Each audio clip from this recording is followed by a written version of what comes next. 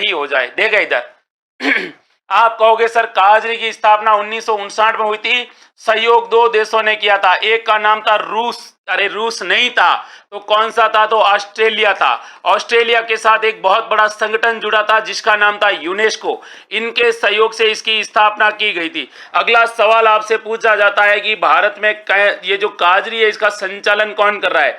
आप कहोगे सर भारतीय कृषि अनुसंधान परिषद ICAR इसका संचालन कर रही है।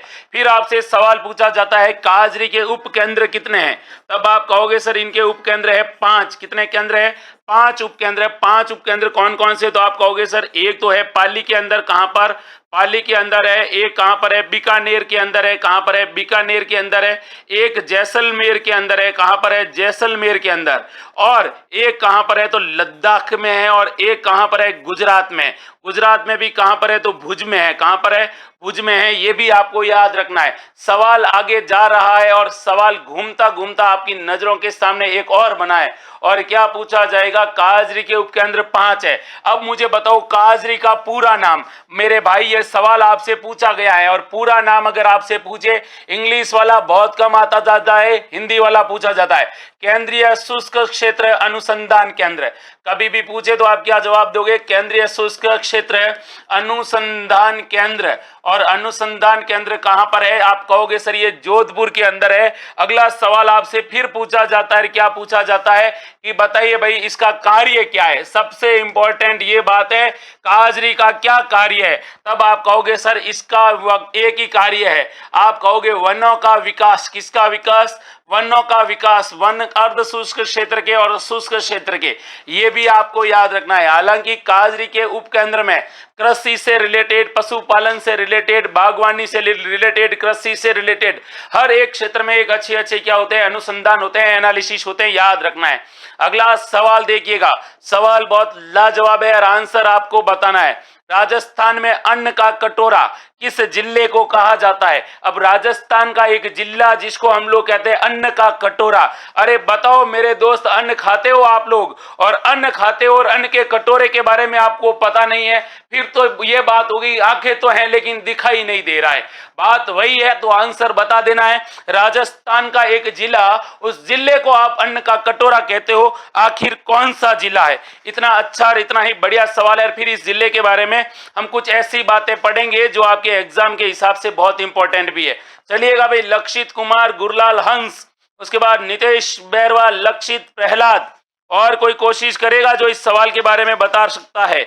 अच्छा सवाल है और सबने एक जैसा आंसर दिया है, और एक जैसा आंसर देने का मतलब यह हुआ कि आपने कहा है सर नगरों का नगर जिसका नाम है गंगानगर। Very good. इधर देखिएगा, गंगानगर के बारे में याद रखना है कि सर इसको अन्न का कटोरा कहते हैं। अरे भाई अन्न का कटोरा कहते हैं, कुछ तो विशेष बात होगी, होगी बिल्कुल होगी। अगर आपसे पूछे इसका प्राचीन नाम क्या था, तो इसका प्राचीन नाम था रामनगर। क्या नाम था, रामनगर। अगर आपसे सवाल पूछे कि बताइए गंगानगर नाम किसने रखा था, इसका गंगानगर का नामकरण किया था लॉर्ड इरविन ने। किसने किया था, लॉर्ड इरविन आता है 1927 में। कितनी अच्छी बात है कि 1927 में बीकानेर के महाराजा गंगा सिंह ने गंग नहर का निर्माण पूरा करवाने के बाद उद्घाटन के लिए लॉर्ड इरविन को बुलाया। लॉर्ड इरविन अपने राजस्थान में आएगा, और राजस्थान में आएगा और गंगानगर में आएगा, और यहां पर गंगा रामनगर का नाम क्या कर लेगा, गंगानगर कर लेगा। तो ये सवाल बड़ा अच्छा है कि देखिए लॉर्ड इरविन से रिलेटेड दो सवाल, एक तो गंग नहर का उद्घाटन, और एक इसने गंगानगर का नाम ही चेंज कर दिया। गंगानगर में क्या होता है सर्वाधिक, तो आप कहोगे गंगानगर को फलों की टोकरी कहते हैं। क्या कहते हैं, फलों की टोकरी, बास्केट ऑफ फ्रूट कहा जाता है। गंगानगर को क्या कहते हैं फलों की टोकरी के अलावा, तो क्या जवाब दोगे, आप कहोगे सर अन्न का कटोरा। सर्वाधिक उत्पादन, देखो गंगानगर में सर्वाधिक उत्पादन किस किस का होता है, तो आप क्या जवाब दोगे, आप कहोगे सर किन्नू गंगानगर में होता है। कहां पर, किन्नू। माल्टा कहां पर होता है, गंगानगर में होता है। और क्या होता है, खट्टे फल, खट्टे फल के प्रोडक्शन में कौन पहले नंबर है, गंगानगर। और राजस्थान में सबसे ज्यादा गेहूं का प्रोडक्शन कहां होता है, गंगानगर में। अब गंगानगर से सवाल और जुड़ते हैं, और क्या क्या सवाल जुड़ते हैं गंगानगर से अब आपको बता देते हैं। आपसे पूछा जाता है कि बताइए हमारे राजस्थान के अंदर पहला सुपर थर्मल पावर स्टेशन, तो राजस्थान का प्रथम, कितना अच्छा सवाल है, राजस्थान का प्रथम super thermal power station, super thermal power station कहां पर है? आप कहोगे सर ये है सूरतगढ़ के अंदर। कौन से गढ़ में है? सूरतगढ़। लेकिन सूरतगढ़ आता तो गंगानगर में है ना मेरे प्यारे बंधु। अगला सवाल फिर देखो, आपसे सवाल पूछा जाता है कि बताइए कपास शोध केंद्र कहां पर है? तो राजस्थान में कपास का जो शोध केंद्र है वो भी आपका गंगानगर के अंदर है। आपसे सवाल पूछा जाता है, क्या पूछा जाता है? राजस्थान में कर्क रेखा से सबसे दूर, कर्क रेखा से दूरी पर जिला कौन सा है? तो आप कहोगे सर गंगानगर है। फिर आपसे सवाल पूछा जाएगा, और क्या पूछा जाएगा बताइए, क्या पूछा जाएगा? सबसे अच्छा सवाल आपसे पूछा जाता है कि बताइए राजस्थान के अंदर यांत्रिक कृषि फार्म कहां पर है? तो आप क्या जवाब देते हो? यांत्रिक कृषि फार्म। कितना अच्छा सवाल है। आप कहोगे सर ये जैतसर के अंदर है। कहां पर है? जैतसर में है। लेकिन इसकी स्थापना किसके सहयोग से की गई? तो इसकी सहयोग किया था कनाडा ने इसके स्थापना में। ये भी आपको याद रखना है। अच्छे अच्छे सवाल है, सवाल को गांठ बांध कर रख लो, क्या पता गांठ कभी भी खोली जा सकती है। आपसे सवाल पूछा जाता है राजस्थान में सर्वाधिक धूल भरी आंधियां, राजस्थान में सर्वाधिक धूल भरी आंधियां आती है वो किस जिले में आती है? तो आप कहते हो कि सर ये गंगानगर में आती है। आपसे फिर सवाल पूछा जाता है, और क्या पूछा जाता है? सबसे अच्छा सवाल, सवाल आपसे पूछा जाता है हरित क्रांति से सर्वाधिक लाभान्वित जिला। तो आप कहोगे सर हरित क्रांति से लाभान्वित, और वो भी राजस्थान में सर्वाधिक लाभान्वित जिला गंगानगर है। आपसे पूछा जाएगा सर्वाधिक नहरों द्वारा सिंचित जिला कौन सा है? तो आप कहोगे सर सर्वाधिक नहरों द्वारा जो सिंचित जिला है वो आपका कौन सा है? गंगानगर। अरे मेरे भाई, किसी जिले के अंदर इतनी सारी बेसिक स्ट्रक्चर वाली चीजें अगर लेके चलते हो ना, सवाल कभी गलत होता नहीं है। बस सवाल को समझना और सवाल को अच्छे से एक्सप्लेन करना आना चाहिए, यही सफलता का मूल मंत्र है। अगला सवाल देखिएगा, और अगला सवाल है ये वाला। क्या पूछा है भाई? सवाल पूछा है भाई राजस्थान में नई वन नीति की घोषणा कब हुई? राजस्थान के अंदर जो नई वन नीति है उस वन नीति के बारे में आपको बताना है। कितना अच्छा सवाल है। राजस्थान में वनों के बारे में बात की है, वन नीति के बारे में बात की है, तो मुझे आंसर बताइएगा। राजस्थान के अंदर आप लोग वन पढ़ते हैं, राजस्थान की जैव विविधता पढ़ते हैं, राजस्थान में आप लोग कृषि पढ़ते हैं, सब कुछ पढ़ते हैं, तो मुझे आंसर बताइएगा। बहुत प्यारा सा और बहुत अच्छा सा सवाल है। फिर इसके बारे में एक दो बातें करूंगा जो आपके एग्जाम में काम होगा भाई। एम.एस. स्वामीनाथन 27 सितंबर 2023 को निधन हो गया। चलिए सत सत नमन करते हुए आंसर बता दे मेरे भाई। चलिए लक्षित कुमार, राइट आंसर है 2010 में। बिल्कुल, देश का पहला राज्य राजस्थान है जिसमें वन नीति की स्थापना की गई। लेकिन अगर आपसे पूछे कि राजस्थान में वन खंड कितने हैं, तो आप क्या जवाब दोगे? सर राजस्थान में वन खंड है 29। कितने हैं? 29 राजस्थान में वन खंड है। ये सवाल बहुत इंपॉर्टेंट है एग्जाम के पॉइंट ऑफ व्यू से। आपसे एक सवाल पूछा जाता है, और क्या पूछा जाता है? राजस्थान के कुल कितने भौगोलिक क्षेत्रफल पर वन आवरण है? तो राजस्थान का वन आवरण पूछे तो आपको एक ही जवाब देना है कि सर राजस्थान का वन आवरण बहुत कम है। कितना है? तो आप कहोगे 7.42% है। तो टाइप ये है जो आपके एग्जाम में इस टाइप के सवाल सीधे सीधे आएंगे। जैसे एक सवाल आपसे पूछा जाता है, क्या पूछा जाता है? राजस्थान का अभिलेखित वनों की दृष्टि से देश में कौन सा स्थान है? तो अभिलेखित वनों के हिसाब से राजस्थान का देश में 15वां स्थान है। कौन सा स्थान है? 15वीं रैंक है। ये भी आपको याद रखनी पड़ेगी। राजस्थान के अंदर एक सवाल पूछा जाता है वृक्षावरण कितना है? प्रतिशत में नहीं पूछकर सीधा पूछे तो राजस्थान का भौगोलिक वृक्षावरण मेरे हिसाब से 8,733 किलोमीटर हो सकता है, और आई थिंक यही है, ज्यादा टेंशन लेना नहीं है। ठीक है, अगला सवाल आप लोगों से ये पूछा जाता है कि राजस्थान के अंदर वनावरण कितना? 7.42%। वृक्षावरण कितना? ये इतना है। वनखंड कितने हैं? इतने हैं। और वन नीति 2010। अब आंसर बताइएगा, उड़न गिलहरियों के लिए प्रसिद्ध अभ्यारण्य कौन सा है? एक अभ्यारण्य है जो राजस्थान में उड़ने वाली गिलहरियों के लिए जाना जाता है। सीता माता, दर्रा, सरिस्का और केवला देव। आंसर बताओ।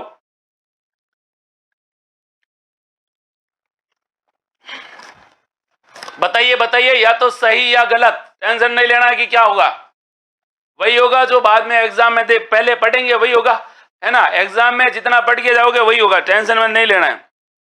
तो राजस्थान के अंदर एक अभ्यारण्य है जिसमें उड़ने वाली गिलहरियां पाई जाती है। अब आंसर आपको बताना है, राजस्थान में उड़ने वाली गिलहरियां किस अभ्यारण्य में पाई जाती है। और यहां पर आपने कहा है कि सर ए ऑप्शन कर लो, बिल्कुल ए ऑप्शन करूंगा, क्योंकि राजस्थान का एक अभ्यारण्य है सीता माता अभ्यारण्य। सीता माता अभ्यारण्य कौन से जिले में है? प्रतापगढ़ के अंदर है। आपको पता होना चाहिए, ये जो उड़न गिलहरियां हैं इनको यूबले फेरिस कहा जाता है। क्या कहा जाता है?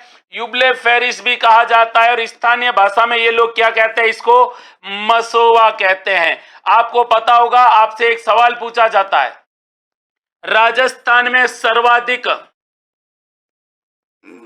औषधीय पादप कौन से अभ्यारण्य में मिलते हैं? तो आप क्या जवाब दोगे? आप कहोगे सर यहीं पर पाए जाते हैं।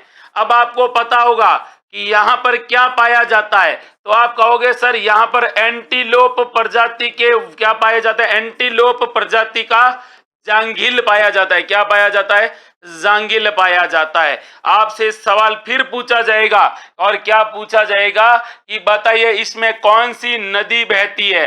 तो आप कहोगे सर नदियां दो है, एक का नाम है जाखम और एक का नाम है करमोई। और सबसे बड़ी बात यह है, इसी अभ्यारण्य के अंदर एक बांध है और उस बांध का नाम है जाखम बांध।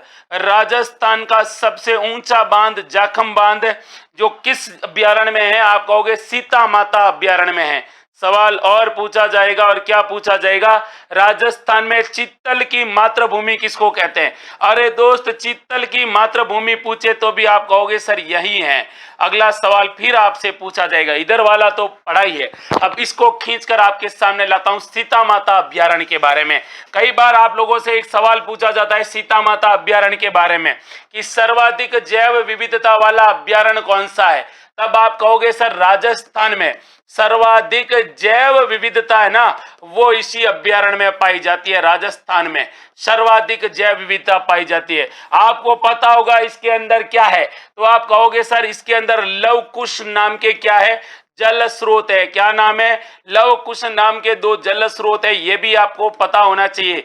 आपको ये पता होना चाहिए कि सर यहाँ पर विश्व का सबसे छोटा बीज, विश्व का सबसे छोटा बीज वाला पादप पाया जाता है, और उस पादप का क्या नाम है? तो आप कहोगे सर आर्किड। तो यहाँ पर आर्किड से छोटा कोई पादप, कोई पेड़ है ही नहीं, वो यहाँ पर पेड़ पाया जाता है। आपसे सवाल पूछा जाता है, और क्या पूछा जाता है? राजस्थान में आडाहुला के नाम से प्रसिद्ध एक पक्षी है जिसका नाम है लोरीकीट पक्षी, और लोरीकीट पक्षी जिसको हम लोग आडाहुला कहते हैं, कौन से अभ्यारण्य में? सीता माता अभ्यारण्य के अंदर है। आपसे सवाल पूछा जाएगा राजस्थान में सागवान के वनों वाला एकमात्र अभ्यारण्य कौन सा है?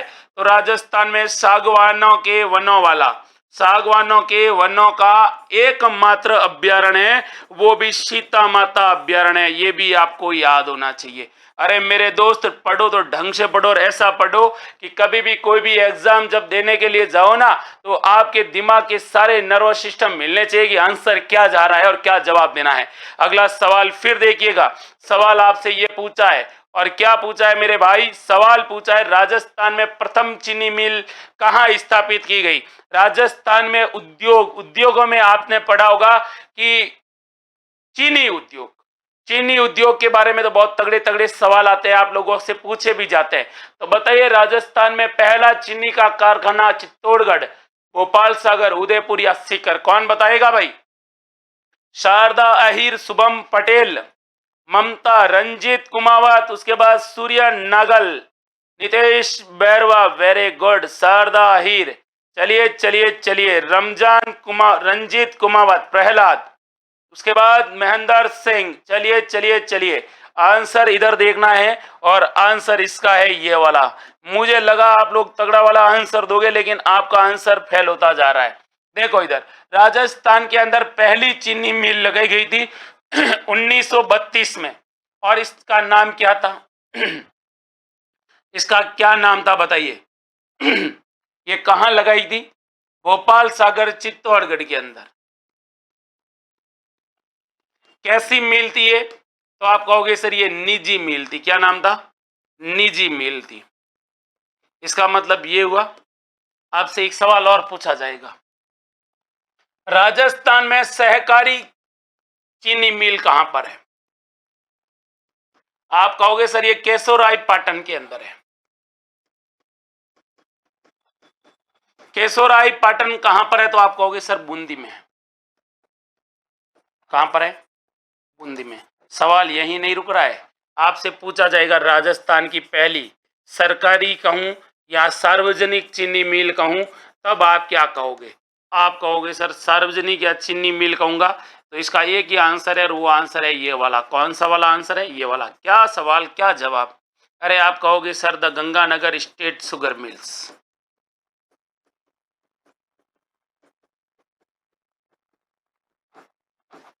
ऐसे पढ़ोगे ना, कभी भी कोई भी सवाल गलत नहीं होता है। चारों ऑप्शन को पकड़ के बैठ लो खींच के, क्या सही और क्या गलत दिमाग में छपना चाहिए ये मैंने पढ़ा, और ये मेरा कॉन्फिडेंस बोलता है कि मैं सवाल को गलत नहीं करूंगा। सवाल की आंखों में आंखें डाल के सवाल को कहूंगा कि तू सही है और ये गलत है। तो अपने अंदर इतना कॉन्फिडेंस डेवलप करोगे ना, तब ये एग्जाम को क्रैक कर पाओगे, वरना लाखों की भीड़ में अपने आप को क्या करोगे, घुमा हुआ पाओगे। पता नहीं कहाँ बैठे हो आप लोग, लेकिन जितना दिमाग को अच्छे से तैयार करोगे, प्रिपेयर करोगे और हर एक सवाल को झेलने की हिम्मत रखोगे, तभी इस बेरोजगारी की भीड़ से बाहर निकल पाओगे मेरे दोस्त, वरना यहाँ तुम्हारा कोई नहीं है। आए जरूर हो इस दलदल में, यहाँ पर आप लोग आए अपनी मर्जी से हो, लेकिन जाओगे भी अपनी मर्जी से, लेकिन इस दलदल से निकलकर आपको दो तरह से जाना है। क्या इस कीचड़ में आपको क्या अपने पैर कीचड़ से साफ करके जाने या कीचड़ से भर के ही जाने? तो दोनों ऑप्शन है आपके पास में, बस तैयारी को इस हिसाब से करो कि अपना सवाल कभी गलत नहीं हो पाए। अगला सवाल है ये वाला। क्या पूछा है सवाल? वस्त्र निर्यातक शहर के नाम से कौन सा जाना जाता है? राजस्थान का एक शहर है जिसको वस्त्र निर्यातक शहर कहते हैं, यानी यहाँ पर वस्त्र खूब आते हैं, खूब जाते हैं, मतलब ये एक तरह से वस्त्र नगरी के नाम से भी जाना जा सकता है। चलिए आंसर बताइएगा भाई, बहुत तगड़ा सवाल है। एल के मंडल, जय भीम, उसके बाद शारदा अहिर, शुभम पटेल, महेंद्र सिंह, उसके बाद पांडे जी फ्रॉम भादरा। आंसर को पटको आप लोग, बस देखा जाएगा। जिंदा हो तो जिंदा नजर आना जरूरी है। मायने ये नहीं रखता है कि आपका सवाल गलत है, मायने ये रखता है कि आपने सवाल का जवाब दिया है, चाहे गलत है या चाहे सही है।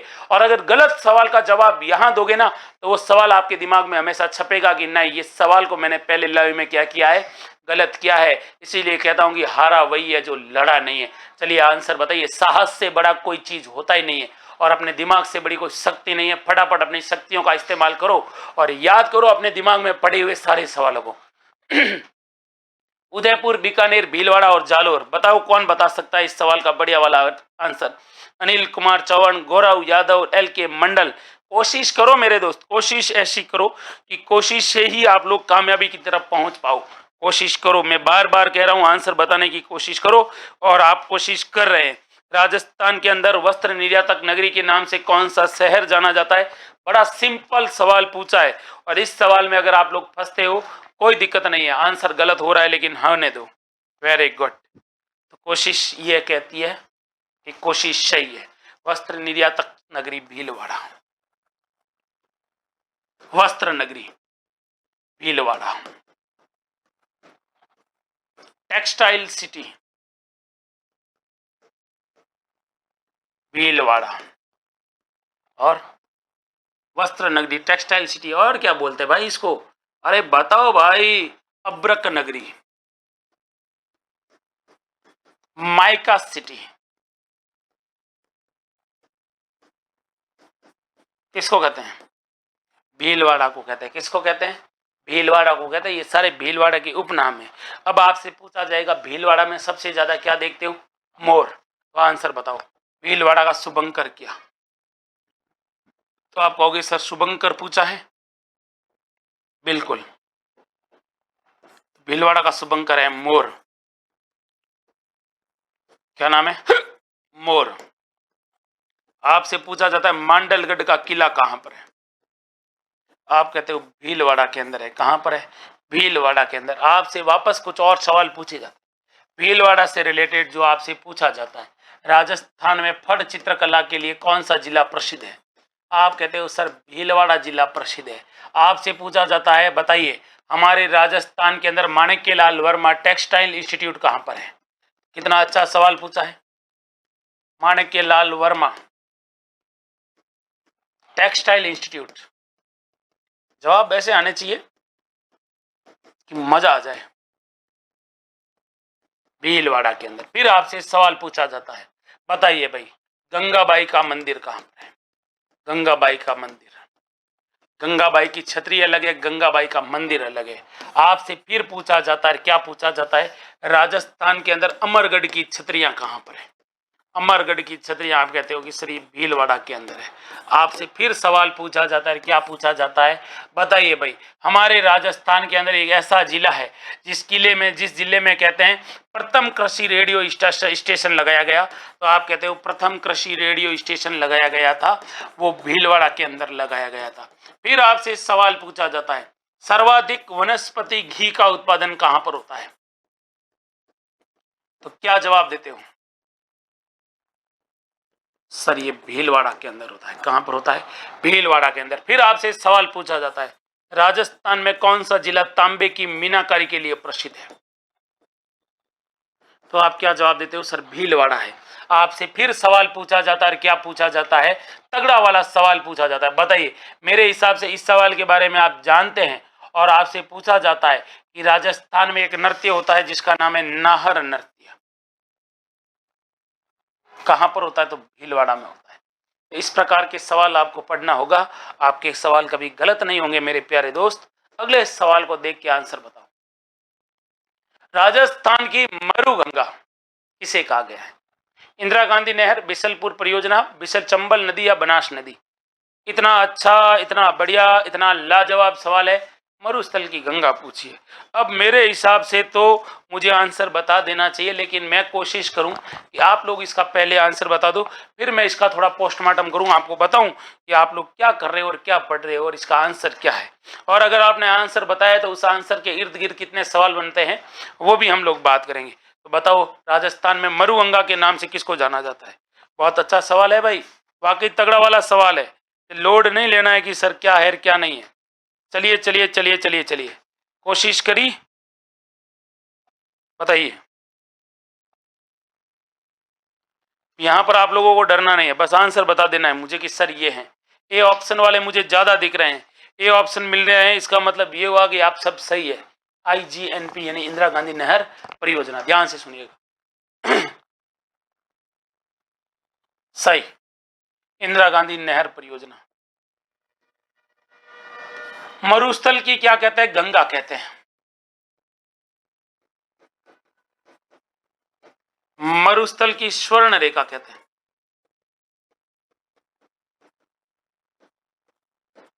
इसकी कुल लंबाई पूछे तो आप क्या जवाब दोगे? 649 किलोमीटर। आपसे पूछा जाएगा IGNP का जो राजस्थान फीडर है उसकी लंबाई कितनी है, तो आप कहते हो 204 किलोमीटर। फिर अगला सवाल आपसे पूछा जाएगा इसका वास्तुकार कौन था? आप कहोगे सर इंजीनियर कंवर सेन। कौन था? इंजीनियर कंवर सेन था। क्या सवाल यही रुकेगा? नहीं, आगे जाएगा। देखो आगे ले जाते हैं, क्या कहता है सवाल। सवाल ये कहता है कि बताओ भाई इसका अंतिम बिंदु कौन सा है? क्या कहते हो आप लोग? सर गडरा रोड है, गडरा रोड। ये गडरा रोड बाड़मेर के अंदर है जो इसका अंतिम गंतव्य बिंदु है। अगला सवाल आपसे पूछा जाता है इसका उद्गम कहां से होता है? तो आप कहते हो सर इसका उद्गम होता है हरि के बैराज से। कहां से होता है? हरि के बैराज से होता है। आपसे फिर सवाल पूछा जाता है कि बताओ भाई ये जो बांध है इस बांध में कौन सी नदियों का पानी आता है? तब आप कहोगे सर इसमें 2 नदियों का पानी आता है, एक का नाम है सतलज और दूसरी का नाम है व्यास। फिर आपसे सवाल पूछा जाता है कि बताओ भाई इस नहर का नाम या इस नहर का उद्घाटन किसने किया था? तो इस नहर का शिलान्यास पूछे तो आप कहोगे सर वो क्या था? गोविंद वल्लभ पंत ने। किसने किया था? गोविंद वल्लभ पंत उस समय क्या थे? तत्कालीन गृह मंत्री थे। लेकिन इसका शिलान्यास किसने किया था? बनकर तैयार हो गई, तब इसका शिलान्यास करने के लिए कौन आए थे? तो आप कहोगे सर सर्वपल्ली राधाकृष्णन आए थे, जो भारत के उपराष्ट्रपति रह चुके हैं। इन्हीं की याद में हम लोग शिक्षक दिवस मनाते हैं। आपसे फिर सवाल पूछा जाएगा, इसका इंदिरा गांधी नाम कब किया गया? इसका नाम इंदिरा गांधी नहर कब किया गया था? इंदिरा गांधी नहर का नाम कब दिया गया? 1984 यानी 1984 में दिया गया था। आपसे फिर सवाल पूछा जाता है कि बताओ भाई, ये जो नहर है, इस नहर का सबसे अच्छा और सबसे तगड़ा वाला सवाल आपसे पूछा जाता है कि इसकी कुल कितनी शाखाएं हैं? तो आईजीएनपी की शाखाएं हैं टोटल 9। टोटल कितनी ब्रांचेज है? 9 ब्रांचेज है, ये भी पता होना चाहिए। फिर अगला सवाल देखो भाई, अच्छा सवाल है, चलो कौन कौन बता सकता है? राजस्थान के प्रथम निर्वाचित मुख्यमंत्री कौन थे? भाई साहब क्या सवाल पूछा है, निर्वाचित मनोनीत, बताइए राजस्थान के पहले मुख्यमंत्री। अच्छा सवाल है, सोच कर आंसर दो, या तो सही या गलत, ऐसे डरना नहीं है कि सर क्या होगा। हीरालाल शास्त्री, टीकाराम पालीवाल, अशोक गहलोत या वसुंधरा राजे, बताओ। 9 शाखा 100 फिल्टर, वेरी गुड। रोशनी ढाका, राहुल पुरोहित, पांडे जी भादरा, एल के मंडल, शारदा अहिर, वेरी गुड। इधर देखो, राजस्थान के पहले निर्वाचित मुख्यमंत्री थे टीकाराम पालीवाल, मनोनीत थे हीरालाल शास्त्री। लेकिन एक बात और पूछे कि अरे भाई तू बहुत ज्यादा पढ़ता है, हाँ सर पढ़ता तो हूं। तो अभी बता, राजस्थान का एकमात्र व्यक्ति जो निर्वाचित और मनोनीत दोनों में राजस्थान का सीएम रह चुका है, तो आप क्या जवाब दोगे? आप कहोगे सर एक ही व्यक्ति हुआ है अब तक, जिसका क्या नाम था? आप कहोगे सर जय नारायण व्यास। फिर आपसे सवाल पूछा जाएगा, सर्वाधिक कार्यकाल किस सीएम का रहा था? तो आप कहोगे सर्वाधिक कार्यकाल रहा था सर एक ही व्यक्ति का, जिनका नाम था मोहनलाल सुखाड़िया। सवाल यही नहीं रुकेगा और जाएगा कि अच्छा भाई बताओ, राजस्थान में न्यूनतम कार्यकाल किसका रहा था? न्यूनतम कार्यकाल एक सीएम के पद पर या मुख्यमंत्री के रूप में, तो आप क्या कहोगे? सर हरिदेव जोशी का रहा था। हरिदेव जोशी राजस्थान के केवल और केवल 16 दिनों तक सीएम रहे थे, और मोहनलाल सुखाड़िया 17 वर्ष तक राजस्थान के सीएम रहे थे। फिर आपसे सवाल पूछा जाएगा, प्रथम महिला सीएम कौन थी राजस्थान की? आप कहोगे श्रीमती वसुंधरा राजे थी। कौन थी? वसुंधरा राजे थी। सवाल यही नहीं रुकेगा और आगे जाएगा, और क्या पूछा जाएगा, राजस्थान के पहले गैर कांग्रेसी मुख्यमंत्री कौन थे, जो कांग्रेस पार्टी के नहीं थे, जो बाबू शाह के नाम से विख्यात थे, और राजस्थान के पहले व्यक्ति जो उपराष्ट्रपति भी रह चुके हैं? तो आप कहोगे सर भैरव सिंह शेखावत। सवाल अच्छे हैं, इस तरह से कंसेप्ट को पढ़ोगे ना तो सवाल कभी गलत होगा नहीं, और ऐसे ही पढ़ना पड़ेगा अगर आप लोगों को लंबे समय तक चलना पड़ेगा। तो अगला सवाल देखो, मयूर ध्वज किस दुर्ग को कहा जाता है? राजस्थान का एक ऐसा किला है जिसको हम लोग मयूर ध्वज गढ़ कहते हैं। कौन सा किला है ये आपको बताना है। 4 ऑप्शन है, कौन कौन बताएगा भाई? चलिए कोशिश करिएगा। शिवम ने डिटेल से काफी चीजें बताई कि सर हीरालाल शास्त्री निर्वाचित और मनोनीत दोनों, जय नारायण व्यास। चलिए चलिए चलिए चलिए, शिवम, शुभम, राहुल, शारदा, रंजित, शिवम, और कौन है जो सही बताएगा भाई? Very good. चलिए चलिए चलिए, इधर देखिएगा, अभी करते हैं इसको सही।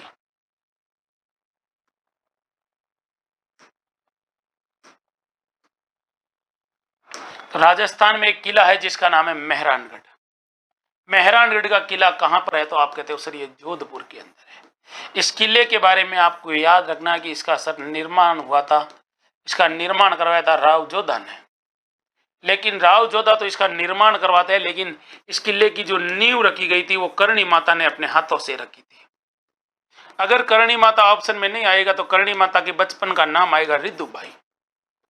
राजस्थान का एकमात्र ऐसा किला है जिसमें जीवित समाधि दी गई है, और वो जीवित समाधि दी गई थी स्व इच्छा से, खुद की इच्छा से, जिसका नाम था राजा राम मेघवाल। आपको पता होगा इस किले के बारे में मोस्टली सबसे अच्छे अच्छे सवाल क्या बनते हैं। इस किले के बारे में पूछा जाता है कि ये किला कौन सी पहाड़ी पर बना हुआ है। तो जिस पहाड़ी पर बना हुआ है उसका नाम है चिड़िया टूंक पहाड़ी।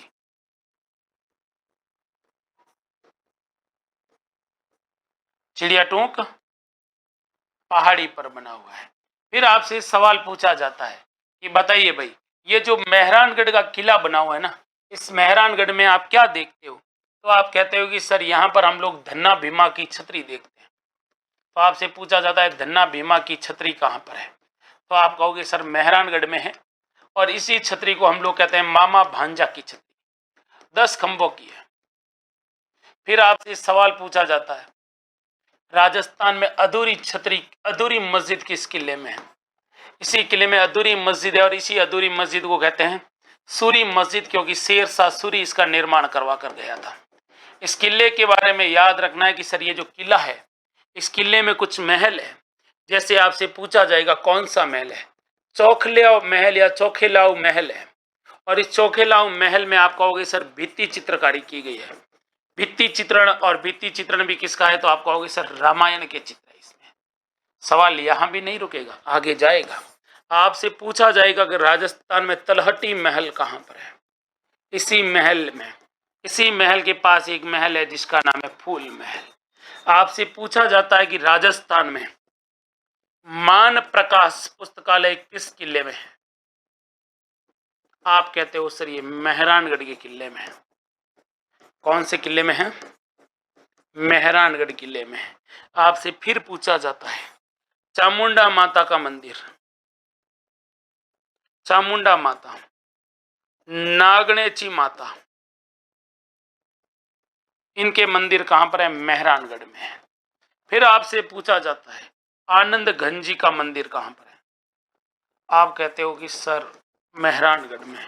आपसे जल स्रोत पूछे जाएंगे, मेहरानगढ़ किले में जल स्रोत। आप कहोगे सर रानीसर, पदमसर, और कौन सा। तो आप कहोगे सर रानीसर पदमसर के अलावा एक और है, कौन सा है बताइएगा, कोशिश करके बताइएगा। तो आपसे पूछा जाएगा राजस्थान के किस किले से होकर हाथी नहर निकलती है। तो आप कहोगे सर मेहरानगढ़ किले से। आपको पता होगा एक व्यक्ति है जिसका नाम है रुडयार्ड किपलिंग। रुडयार्ड किपलिंग ने पुस्तक लिखी थी जंगल बुक, और इस किले को देखने के बाद ये कहता है कि इस किले का निर्माण देवताओं और परियों ने अपने हाथों से किया होगा। इसकी सुंदरता को देखकर कहता है। अगला सवाल देखो मेरे प्यारे दोस्त, क्या कह रहा है सवाल। सवाल आपसे कह रहा है, और ये कह रहा है बताओ ढोला मारू किस चित्रकला शैली में निर्मित है। ढोला और मारू राजस्थान की किस चित्रकला के शैली के अंदर एक चित्र है, वो आपको बताना है। चलिए बीकानेर शैली है, मेवाड़ी शैली है, किशनगढ़ शैली है, जोधपुर शैली है। ढोला मारू का चित्र है वो किस चित्र शैली का है, फटाफट आंसर बताओ। देखते हैं सही करते हैं या गलत करते हैं। तो शिवम, शिवम के बाद में आराध्या, आराध्या से पहले शारदा, शिवम, उसके बाद में और भी दोस्त है जो आंसर बता रहे हैं। कौन कौन बताएगा। सबसे पहले तो क्लास अच्छी लग रही है आपको, और वाकई बहुत अच्छी लग रही है, तो आप क्लास को कर दो लाइक और चैनल को कर दो सब्सक्राइब। दो काम तो आपको करने ही करने हैं। अगर आपको क्लास वाकई अच्छी लगती है और आप चाहते हो कि आपके साथ साथ औरों का भी कल्याण हो जाए, तो उस दोस्त तक, उस भाई तक, उस बहन तक, उस भाभी तक, उस देवर तक, जिसकी भी तैयारी करने वाला जो भी आपका प्रिय है, भेज दो कि पढ़ लो, काम आने वाली क्लास है। चलिए तो आंसर बताइए, आपके सामने है सवाल। ढोला मारू किस चित्रकला शैली में निर्मित है। कोशिश करके आंसर बताओ भाई। ढोला और मारू है ना, प्रेम कहानी भी है। ढोला और मारू होटल भी है। ढोला और मारू गीत भी है। और ढोला मारू तो आपको पता ही होगा, दो खतरनाक वाले ब्रांड आते हैं, एक लाल ढक्कन वाला आता है और एक ब्लू ढक्कन वाला भी आता है। चलिए चलिए चलिए चलिए, तो यहां पर आपने कहा है कि सर ढोला मारू चित्र है वो जोधपुर शैली का है। कौन सी शैली का है, जोधपुर। लेकिन अगर आपसे पूछा जाएगा बताओ ढोला मारू, ढोला मारू चौपाई किसने लिखी। आप कहोगे सर ये लिखी थी कुशल लाभ ने।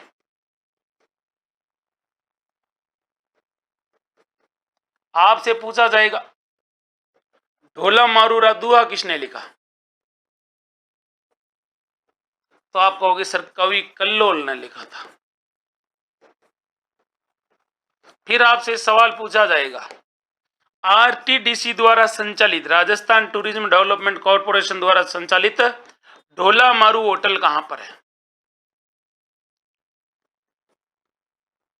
तो आप कहोगे सर ढोला मारू होटल है बीकानेर में।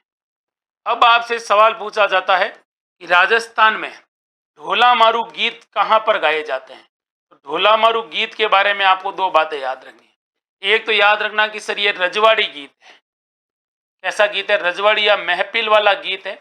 और ये कहां पर गाया जाता है? तो राजस्थान में सिरोही में सबसे ज्यादा गाया जाता है। कहां पर गाया जाता है? सिरोही में। क्या बात है। तो अब आपसे पूछा जाएगा, देखो आपको पता होगा एक शुगर मिल है। शुगर मिल मतलब एक चीनी का कारखाना है, the Ganganagar state sugar mill, the Ganganagar state sugar mills का। और इस शुगर मिल्स की एक ब्रांच यानी एक शाखा है जो कहां पर है? मंडोर में। और यहां पर क्या बनती है? देसी शराब बनती है। मंडोर पुलिया के पास में है। मंडोर बाग गार्डन के थोड़ा सा 1 किलोमीटर या 500 मीटर दूर है। यहां पर मिलते हैं देसी पौवे। और उन पौवों का नाम भी क्या रखा? ढोला मारू। दो टाइप, एक आएगा आपका लाल ढक्कन। लाल ढक्कन मत पीना भाई, कहते हैं बहुत तेज होता है। और एक आता है ब्लू वाला ढक्कन, है ना। सवाल ये नहीं है, सवाल ये है कि राजस्थान में the Ganganagar state sugar mills के द्वारा शराब, देसी शराब बनाने का कारखाना कहाँ है? तो आप कहोगे मंडोर में है। ठीक है, ब्रांड का नाम इतना नहीं पूछा जाता है ना भाई। ये देखो मुंह से पानी आ रहा है तुम लोगों के नाम लेते ही। अगला सवाल देखो, बेणेश्वर मेले का आयोजन कब होता है, कहाँ होता है? बताओ। राजस्थान में बेणेश्वर मेले का आयोजन कहाँ होता है? अब आंसर बताएगा भाई, कौन कौन बताएगा भाई? तारों में अकेला चांद जगमगाता है, मुश्किलों में अकेला इंसान डगमगाता है, हमें कांटों से घबराना नहीं चाहिए क्योंकि कांटों में ही गुलाब मुस्कुराता है। अब मुस्कुराते हुए चेहरे से आंसर भी बता दो मेरे भाई। चलिए चलिए चलिए बताइएगा कौन कौन बता सकता है। अरे भाई धौलपुर में पौवे बनते हैं, दारू की गिलासें बनती है, सॉरी दारू की बोतलें बनती है, दारू के पौवे बनते हैं। उसका नाम है धौलपुर के अंदर जो ग्लास फैक्ट्री है ना कांच बनाने की, वो गंगानगर शुगर मिल्स के अंडर में है। और शराब जोधपुर में बनती है, वहां नहीं बनती है। चलिए भाई, चलिए चलिए चलिए चलिए चलिए राइट आंसर आपको बताना है। गुरुजी आपको पढ़ाते हैं तो उनको नहीं पता होना चाहिए कहाँ पे क्या होता है। बेणेश्वर मेला डूंगरपुर में आयोजित होता है। अब देखो भाई बेणेश्वर मेले के बारे में मैं आपको कुछ बातें बताऊंगा। नवा टापरा गांव है राजस्थान के डूंगरपुर जिले में। और नवा टापरा गांव के अंदर एक नदी है, यहाँ पर त्रिवेणी संगम होता है। और यहाँ पर त्रिवेणी संगम होता है 3 नदियों का। किस किस का होता है? तो आप कहोगे सर 3 नदियां एक साथ आ रही है, सोम, माही और जाखम। फिर आपको याद रखना है कि सर यहाँ पर मेला लगता है। अब आपसे पूछा जाता है मेला कब लगता है? आप कहते हो सर माघ पूर्णिमा को लगता है। इस माघ पूर्णिमा वाले मेले को क्या कहते हैं? तो आप कहोगे सर इसी को हम लोग कहते हैं आदिवासियों का कुंभ। आदिवासियों का क्या कहते हैं? कुंभ कहते हैं। और क्या कहते हैं? आप कहोगे सर वागड़ का कुंभ कहते हैं। और क्या कहते हैं वागड़ के कुंभ के अलावा? आप कहोगे सर दक्षिणी राजस्थान का कुंभ कहते हैं। और इसको कहते हैं भीलों का कुंभ। किसका कुंभ कहते हैं? भीलों का कुंभ। अब आप कहोगे सर यहाँ पर क्या होता है? तो आपसे अगला सवाल पूछा जाए, बेणेश्वर धाम के संस्थापक कौन थे? बेणेश्वर धाम के संस्थापक कौन थे? आप कहोगे संत माव जी थे। सर आपको पता होना चाहिए संत माव जी थे। संत माव जी का जो जन्म हुआ था वो साबला गांव में हुआ था। पूछा गया सवाल है, साबला गांव राजस्थान के डूंगरपुर जिले में पड़ता है। संत माव जी का संबंध निष्कलंक संप्रदाय से था। निष्कलंकी संप्रदाय भगवान कृष्ण की ज्यादा पूजा करता है। आपको पता होना चाहिए बेणेश्वर के अंदर इन्होंने एक ग्रंथ भी लिखा था और इनके ग्रंथ का नाम था चौपड़ा। हालांकि चौपड़ा केवल और केवल दीपावली के दिन ही पढ़ा जाता है, लिखा जाता है, खोला जाता है। और बेणेश्वर धाम विश्व का एकमात्र ऐसा धाम है जहाँ पर खंडित शिवलिंग की क्या होती है? पूजा होती है। खंडित शिवलिंग की पूजा होती है और एकमात्र ऐसा स्थान है पूरे भारत में ही ठीक है, तो इस टाइप के सवाल भी आपको याद रखने हैं ना। अगला सवाल देखिए, और अगला सवाल है ये, क्या कह रहा है सवाल, चलो आंसर बताओ भाई, आपको ही बताना है। फतेहपुर सीकरी में अकबर से भेंट करने वाले कौन थे? फतेहपुर सीकरी में इनकी भेंट यानी मुलाकात होती है अकबर से। अब इनकी अकबर से जब मुलाकात हुई थी तो ये थे कौन जो अकबर से मुलाकात करते हैं भाई? अब आंसर ये तो आप लोग बता ही सकते हो। मैं कोशिश करता हूं कि आप लोगों को एक एक सवाल को अच्छे से समझा दूं, और मेरी यही कोशिश रहती है कि सवाल को इस तरह से आप लोग पढ़ें, इस तरह से तैयार करें कि इस क्लास को देखने के बाद आपको कम से कम जो सवाल आपने देखा है उस सवाल के बारे में कोई भी किताब देखो, कोई भी नोट्स देखो, किसी भी क्लास में जाओ तो आपको उससे ज़्यादा उस क्लास में या उसी चीज़ में वो सारी चीज़ें नहीं देखनी पड़े जो एक बार देखने के बाद दूसरी बार देखनी पड़ती है ना। एक साथ वन टाइम में ही अपने क्या करना है, कवर कर लेना है। चलो अब आंसर आप लोग बता ही दो। बहुत अच्छा सवाल भी और बहुत तगड़ा सवाल भी है, उम्मीद है कि आप लोग बता ही सकते हो। राजस्थान के संत और संप्रदाय अगर आपने ढंग से पढ़े तो बताओ, कबीर है, गुरु नानक है, दादू दयाल है, कौन बता सकता है? राजस्थान के संत और संप्रदायों से रिलेटेड सवाल पूछा है, बताओ बताओ बताओ बताओ, फिर मैं इसके बारे में अच्छी अच्छी बातें बताऊंगा आप लोगों को। अब आप कह रहे हैं कि सर राइट आंसर है संत दादू दयाल। अरे भाई 1585 में भगवान दास कहाँ था रे मेरे भाई? मान सिंह था। कौन था? मान सिंह। अगला सवाल है और इस सवाल का जवाब देखो, दादू दयाल। दादू दयाल को राजस्थान का कबीर कहते हैं। राजस्थान का क्या कहते हैं? कबीर। दादू दयाल के बारे में आपको याद रखना है कि दादू दयाल का जन्म तो अहमदाबाद में हुआ था, अहमदाबाद में।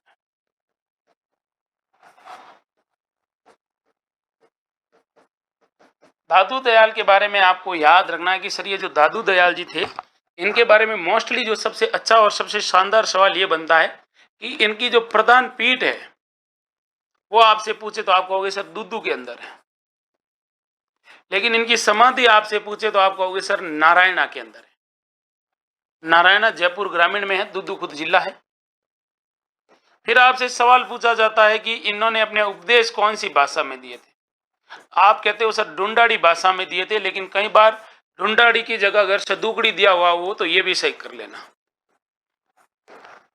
इनके कुल शिष्य कितने थे तो आप क्या जवाब दोगे? 152। और अगर पूछे दादू के प्रमुख शिष्य कितने थे तो आप कहते हो सर 52। और इन 52 को क्या कहा जाता है? दादू के 52 स्तंभ कहा जाता है। क्या दादू यहीं से खत्म हो जाता है? दादू की शुरुआत ही यहीं से होती है। सवाल क्या बनता है दादू दयाल के बारे में? देखो, दादू से कनेक्ट होता हुआ आपसे एक सवाल पूछा जाता है। क्या पूछा जाता है कि बताओ भाई दादू दयाल का जो मेला कब लगता है? दादू पंथियों का मेला कब लगता है? तो आप कहते हो कि सर फाल्गुन शुक्ल अष्टमी के दिन लगता है। फाल्गुन का महीना है और मेरे हिसाब से शुक्ल पक्ष की अष्टमी है, और इसी दिन इनका क्या लगता है? मेला लगता है। अब आपसे सवाल पूछा जाता है दादू के गुरु कौन थे? तो इनके गुरु का नाम था वृद्धानंद जी। वृद्धानंद जी को हम लोग बुड्ढन जी भी कहते हैं। फिर आपसे पूछा जाता है कि दादू जी के ग्रंथ का नाम बताओ।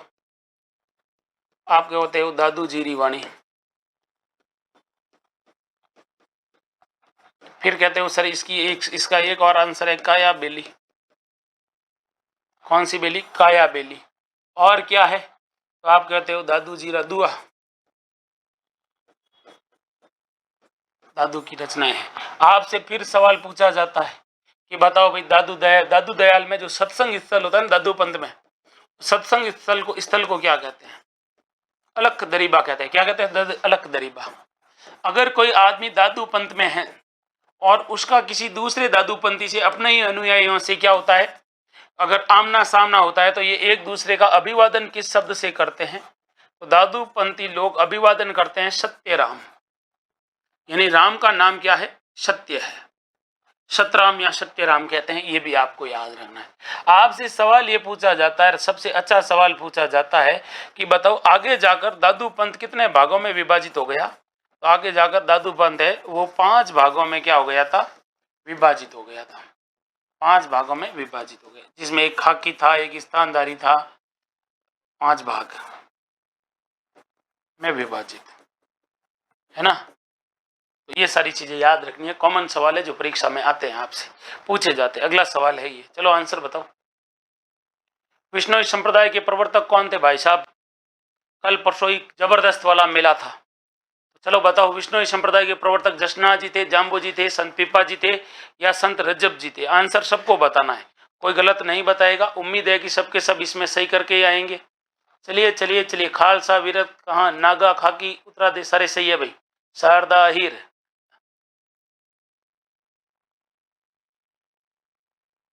भाई साहब तगड़ा नॉलेज है भाई आप लोगों का, मानना पड़ेगा। चलो आंसर बता दो। विष्णोई संप्रदाय के प्रवर्तक पूछा है, कोई गलत नहीं बताएगा, सबको सही बताना है। सबको क्या बताना है? सही बताना, और ऐसा बताना है, ऐसा बताना है कि आदमी सामने वाला सोचने को मजबूर हो जाएगी। भाई साहब जी आंसर दिया है तो तगड़ा दिया है, और ऐसा दिया है कि मुंह ही बंद करवा दिया है। चलो चलो चलो, अब आपके सवाल को खत्म करते हैं। यहां से हम लोग पोस्टमार्टम। जाम्बो जी जन्म कहां पर हुआ था? सर पिप्पा सर में हुआ था। पिप्पा सर कौन से जिले में आता है? आप कहते हो नागौर में आता है। जिस दिन जन्म हुआ उस दिन क्या तिथि थी? आप कहते हो कि सर भाद्रपद कृष्ण अष्टमी, यानी मतलब क्या कहना चाहते हो? सर जन्माष्टमी के दिन इनका जन्म हुआ था। अच्छा अच्छा, पिता का क्या नाम था? तो आप क्या जवाब देते हो? और माता का क्या नाम था? माता का क्या नाम था और पिता का क्या नाम था जाम्बो जी के?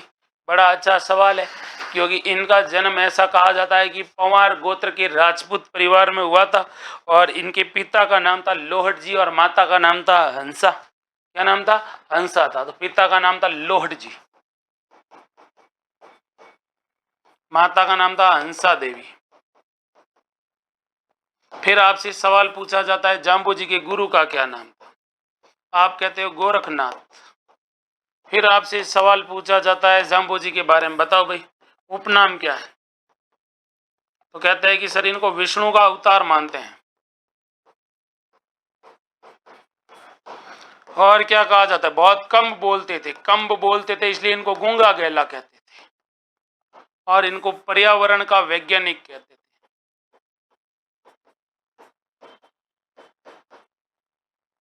पर्यावरण वैज्ञानिक। अब आपसे वापस पूछा जाता है जाम्बो जी के बारे में कि जाम्बो जी ने क्या क्या किया था। तो आपसे पूछा जाएगा, और क्या पूछा जाएगा कि जाम्बो जी ने ग्रंथ लिखे थे। क्या लिखे? अच्छा, इनके बचपन का नाम मैंने लिखा है क्या? अच्छा, बचपन का नाम था इनका धनराज। अच्छे सवाल बनते हैं। ओके सर, धनराज लिख दिया। और क्या पूछा जाएगा? अच्छा बताओ भाई इनके बारे में कि इन्होंने कौन कौन से ग्रंथ लिखे थे। 120 शब्दवाणी लिखा है कि नहीं लिखा है? लिखी है। जंब संहिता लिखी है कि नहीं लिखी है? लिखी है। जंब सार क्या लिखी है?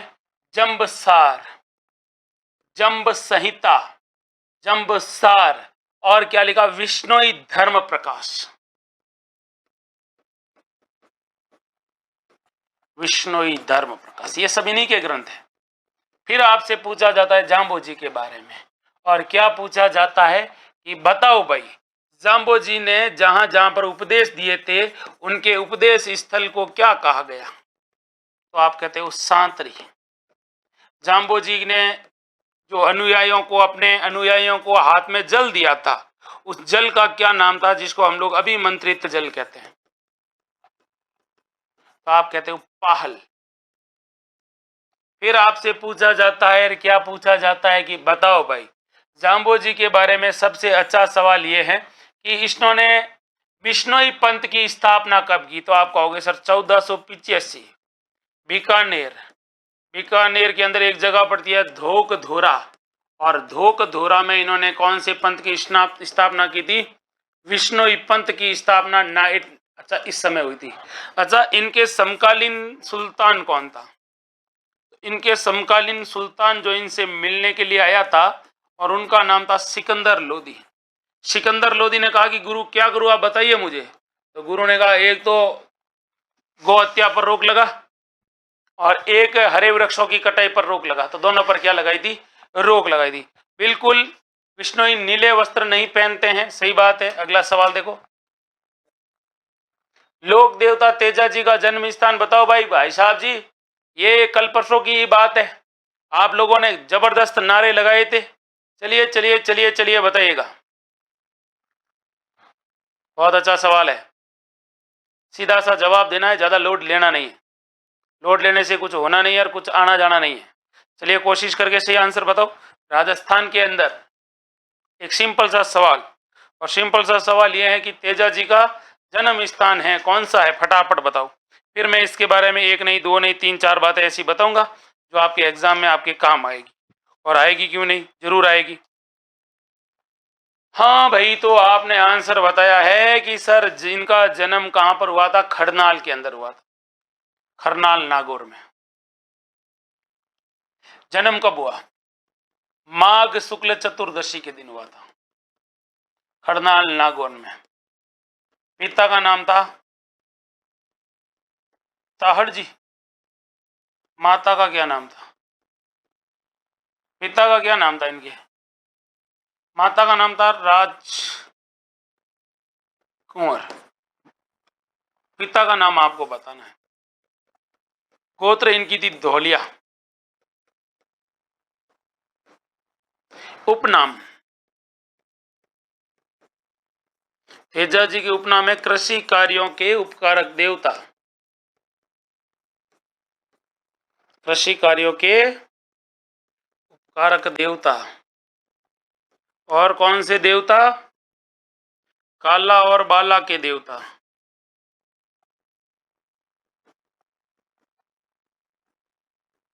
और कौन से देवता, काला और बाला के देवता। और क्या कहोगे भाई, गौरक्षक देवता, धौलिया वीर कहते हैं इनको। अच्छा, घोड़ी का नाम बताओ, तेजा जी की घोड़ी कौन सी थी, घोड़ी का नाम था लीलन। लीलन ही आता है, श्रृंगारी तो बहुत कम मिलता है, लेकिन किताब में श्रृंगारी भी लिखा हुआ मिलता है। आपसे फिर सवाल पूछा जाता है प्रतीक क्या है, तो आप कहोगे सर प्रतीक है दल क्या है, आप कहोगे सर इनके प्रतीक में ये किस पर सवार है, घुड़सवार है। घुड़सवार का मतलब क्या हुआ कि तलवार धारी अश्वारोही, तलवार लिए हुए हैं, धारण की हुई है, अश्वारोही है, और जीभ पर क्या डस रहा है, नाग डस रहा है। आपसे सवाल पूछा जाता है, क्या पूछा जाता है, बताइए भाई।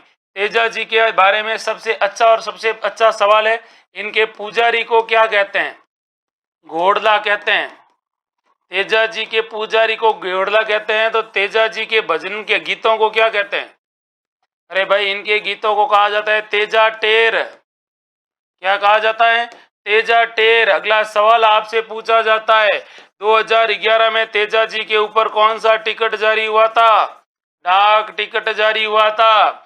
तेजा जी के बारे में पूछा जाता है आराध्य किस जाति के हैं, तो आराध्य हैं अपने राजस्थान में एक जनजाति है जिसका नाम है सहरिया जनजाति, यानी सहरिया जनजाति के आराध्य देव पूछे तो आप क्या कहोगे, सर ये हैं अपने कौन, तेजा जी।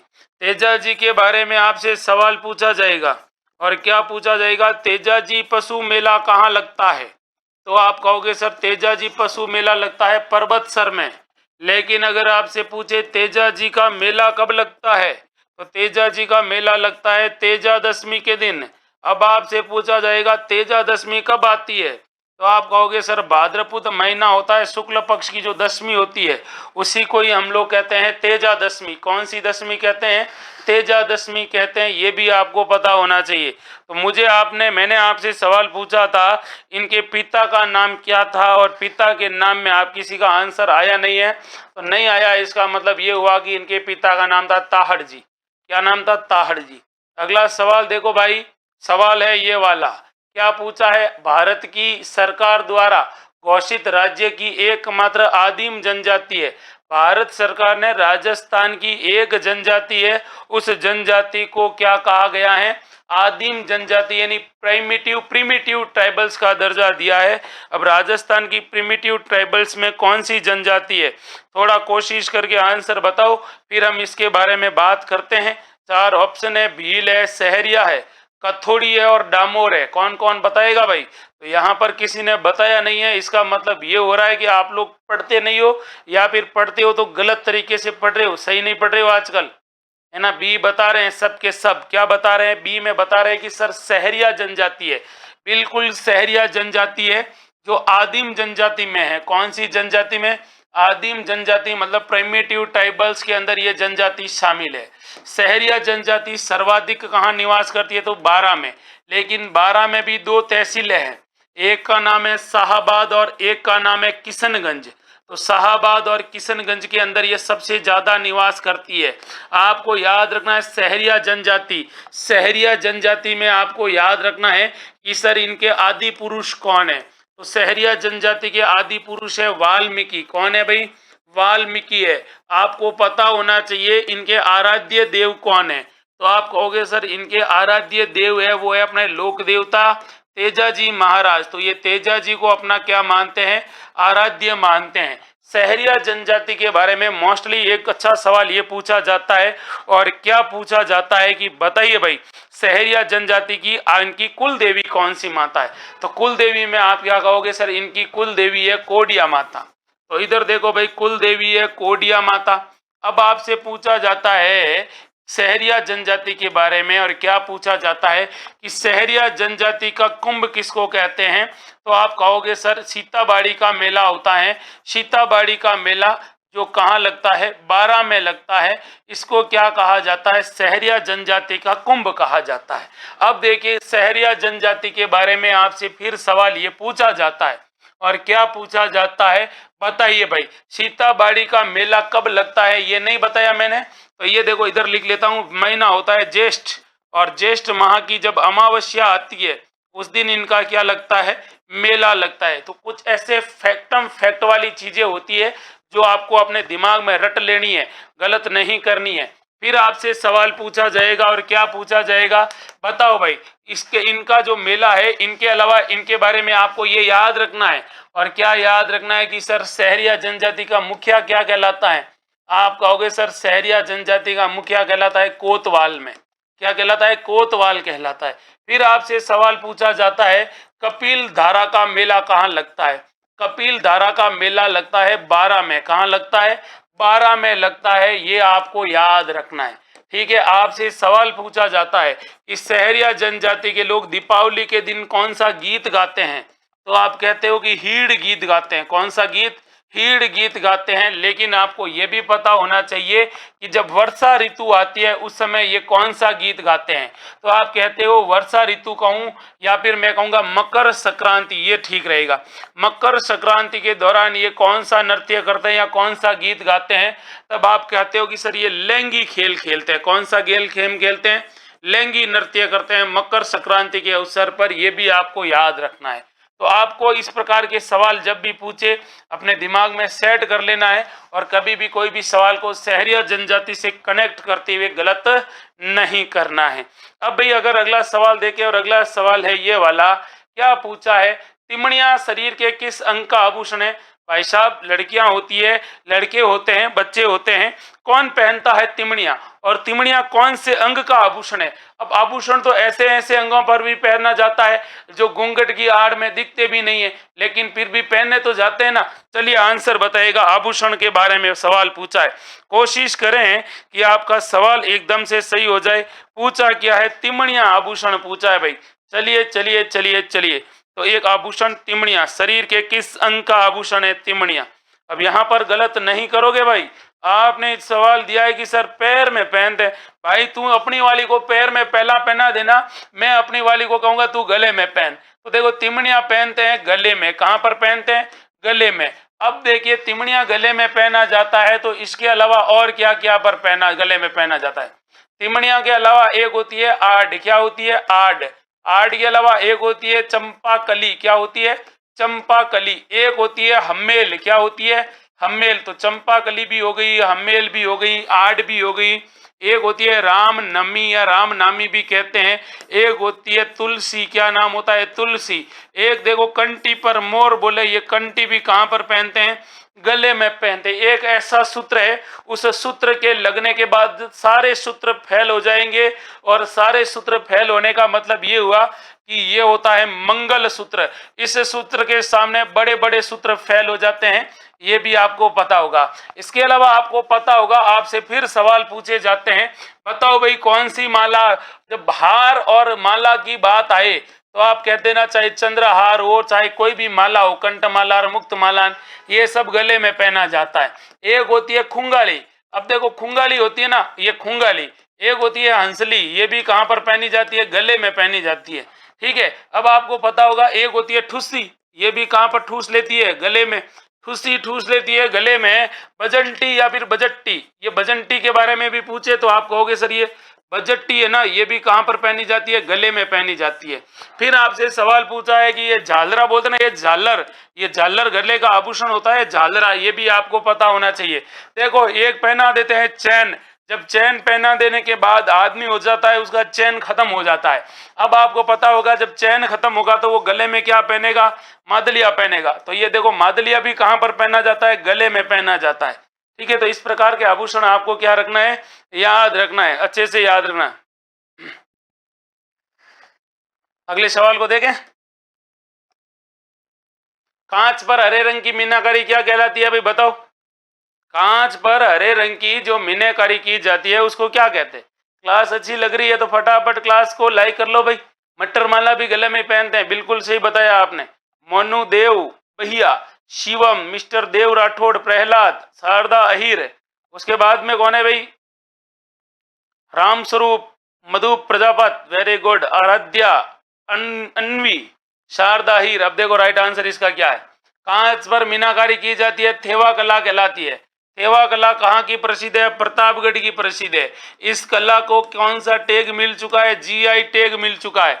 इस कला के बारे में याद रखना, एक ही परिवार के पास है ये कला, नाथू जी सोनी का परिवार है, और एक ही परिवार है, और एक ही परिवार के 9 लोगों को या 9 सदस्यों को राष्ट्रपति पुरस्कार मिल चुका है। कौन सा पुरस्कार, राष्ट्रपति पुरस्कार मिल चुका है थेवा कला के लिए। ठीक है, ये आपको पता होगा, प्रतापगढ़ की है। अगला सवाल देखो, और अगला सवाल है ये क्या पूछा है कि विश्व का सबसे बड़ा चांदी का पात्र कहाँ रखा गया है। तो विश्व का चांदी का सबसे बड़ा पात्र, यानी एक बहुत बड़ी क्या है, टंकी जैसा एक पात्र बना हुआ है, कहाँ रखा गया है। तो क्या जवाब दोगे भाई, चलो चलो चलो जवाब दो भाई। जवाब आए नहीं है, और जवाब आए नहीं है इसका मतलब ये है कि इसका राइट आंसर ये जा रहा है आपका राजस्थान के अंदर।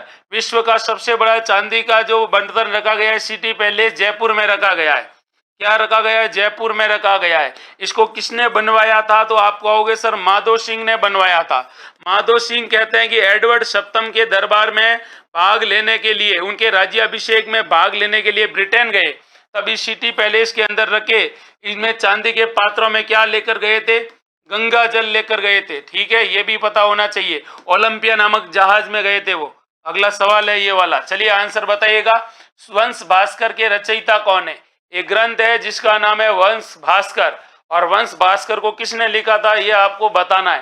पहला है सूर्यमल मिश्रण, दूसरा अंबिका दत्त, तीसरा विजय सिंह, और चौथा है गौरी शंकर। मायड़ेड़ा पूत जने के दाता के सूर, नित्य रही जे बांधड़ी मती गवाई जे नूर।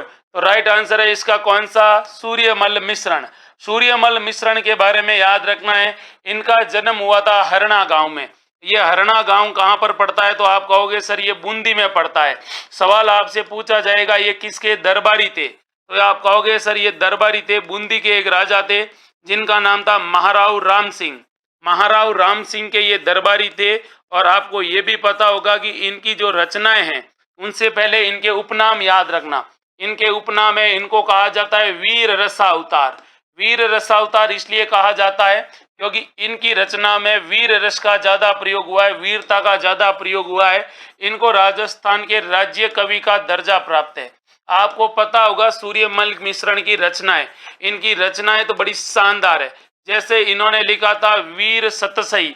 वीर सतसई में इन्होंने वीरता के 700 दोहे लिखे थे। इन्होंने लिखा था राम रंजाट। क्या लिखा था, राम रंजाट लिखा था। इन्होंने लिखा था बलवंत विलास। क्या लिखा था, बलवंत विलास लिखा था, इन्होंने लिखा था प्रताप चरित्र, इन्होंने लिखा था दुर्गादास चरित्र, इन्होंने लिखा था रूठी रानी। तो इनके बारे में आपको याद रखना है, कई बार पूछे जाते हैं इनके बारे में सवाल, है ना भाई। अगले सवाल को देखो, और अगला सवाल है ये वाला। क्लास अच्छी लग रही है तो क्लास को लाइक करो, इसमें कंजूसी नहीं। स्वतंत्रता से पूर्व राजस्थान में कुल कितनी रियासतें थी? 15, 17, 20, 19। तो जब हमें स्वतंत्रता मिली उस समय राजस्थान में कितनी क्या थी भाई, क्या थी क्या रियासतें? तो क्या जवाब होगा आपका?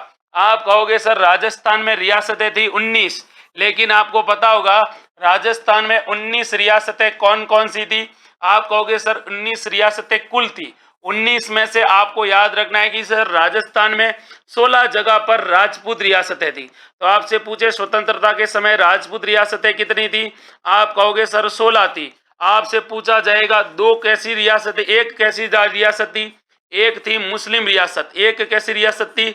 मुस्लिम रियासत। अगर आपसे पूछे राजस्थान में एकमात्र मुस्लिम रियासत कौन सी थी, तो आप कहोगे सर टोंक थी। कौन सी थी? टोंक। अमीर खान पिंडारी ने स्थापित की थी।